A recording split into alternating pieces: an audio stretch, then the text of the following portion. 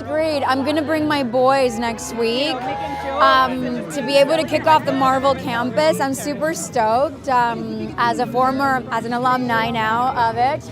And I'm living here in France. I love this country. It's the third production I'm doing. I'm working on a film with Jacques Audiard. I'm super stoked that Guardians was able to come here to Paris. So yeah, it feels really great. She's great. If you ask her, Gamora feels good. She's a bit confused as to why these misfits keep looking at her as if they know her. And even though she has no experience to base, how familiar they feel so familiar to her. And that is a very complex state to be in. And it was quite interesting to get into this new Gamora. It was fresh. Oh my gosh, there's a really unique rendition of Creep, Radiohead's Creep, and I think it's pretty awesome. And there's the Beastie Boys are there, and I'm a huge fan of the Beastie Boys as a New Yorker myself. And there's Florence and the Machine. There's a lot of songs that I've grown up loving that James Gunn really found meaning for the Guardians in, and I just can't wait for fans to watch it. I think they can expect the same thing that happened in Volume 2 and Volume 1, to be entertained, to be taken for a ride, to shed a tear, to laugh out loud with your mouth open, and to dance. At the start of the movie, we find Peter Quill heartbroken. He's sad, he's despondent, he's drinking too much, and he's not able to be fully present to the needs of the Guardians of the Galaxy, which is one of the reasons they are vulnerable to attack. And he spends the rest of the movie trying to make that up to help a friend. For me, my favorite track is probably Do You Realize by the Flaming Lips. That's really good. And I also like the Florence and the Machine song at the end. I like Creep by Radiohead. There's a lot of good songs. Of course. I think family is the... Yes, I feel like they're a family, and I feel like I'm very lucky to have them as a family, because oftentimes you get thrown into a cast and that's your family whether you like it or not. And with us, we have an immediate bond. It lasted forever, and it'll outlast. It'll stick with us our entire lives. It's so cool. Disneyland Paris is awesome. The Marvel campus is beautiful. There's thousands of people here. It's totally surreal. It feels fantastic. Well, who doesn't want to go to the movies? You don't want to wait until this is out on... you can watch it when it's on DVD and VOD or whatever if you want, but go see it in the movies. It's just a better experience. The screen's huge, the music's amazing, it's a shared communal experience, and then you can go to school and talk about it with all your friends. I was standing up on that jet just looking out at all of these people on the Avengers campus, and I was like, we're so lucky that we get to experience this. This is not a normal movie premiere. This is something so much bigger. And it's just, I'm appreciating every moment, because I know that this is also the final chapter and the last time we're going to be doing this, so it's kind of emotional actually.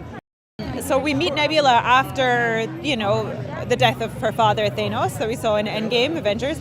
So she's actually starting to heal a little bit from the trauma inflicted by her father. So she's starting to accept love a little bit more. She's more able to show other people love, which kind of manifests in a slightly lighter personality. It's like a weight has been lifted from her, and she's slightly more humorous now and able to show emotion more. Absolutely. This really genuinely does feel like a family. We've been through so much, so many years together, so many movies, so many adventures. We're so close. It's been a very bonding experience, and I'm going to miss getting to see these guys every day, but we're going to definitely see each other all the time. This is going to be an epic adventure. It's going to be one last adventure for the Guardians. It's the final chapter, but it's so much fun and exciting, but also emotional because it's the end. And I would say that it's important to see it on the big screen, because this is a big, huge popcorn movie. You're meant to sit with other people, eat popcorn, and have a shared experience on a big, huge screen with the volume way up. I love being in France. For me, particularly, my career in many ways started in Cannes in 1995. So it's always feels good to come back to this country and celebrate the films that I'm in or I'm a part of. This is the first time I've ever been to this Marvel extravaganza. It's very exciting. And I always love the anticipation that people have for seeing Guardians and Groot, and I think it's all. I've been lucky that, well, there's a moment that's in this movie that's a delightful surprise. I think it's very important to see it on the big screen.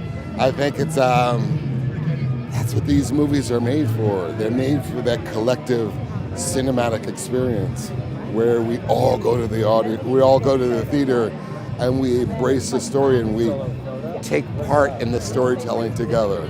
Don't watch this on your couch. Go to the movies. It feels very special because I'm from France.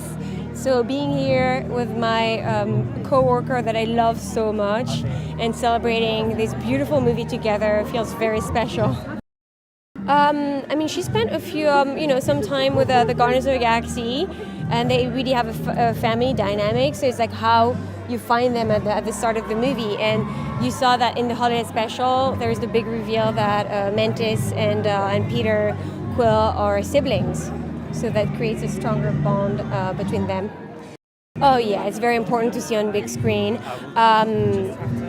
It's going to be so beautiful, colorful. The action scenes are incredible.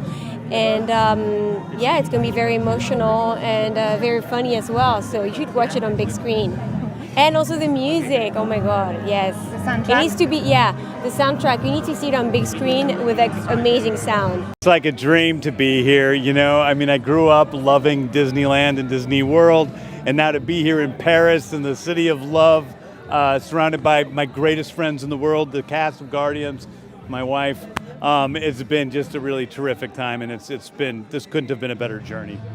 Yeah, I mean, listen, I love these characters more than anything. It was really important for me in this movie, in Volume 3, to give them each a full ending to their story that they deserve. And Rocket in particular, a lot of the story revolves around him, and that's the character I see as me more than any of the others. So In what way? Well, I think I was an angry kid that grew up, a punk rock kid from Missouri that kind of used my anger to push everybody away from me, and used my humor to push everybody away from me. And little by little, as I've gotten older, I've learned that, you can let people in, you can trust other people sometimes, you can be vulnerable, you can express fear, express sadness, and those things are okay. And I think that's the journey, Rocket has been on over these 3 movies. I think they've got to see it on a big screen. I think it's exciting that, there's theaters already getting filled all over the world, and to be able to go see it as soon as it comes out on a big screen, a big IMAX screen or whatever, is the best way to see it. This is a huge movie that is also very intimate. It's about the relationships between the characters, but still has all the fun and explosions and crazy stuff happening you would expect from a Guardians movie. Yes, it's the end of this team. This team is definitely will never be seen again. So that's the end of this part of the story, but that doesn't mean there aren't other individual stories that could continue from the characters.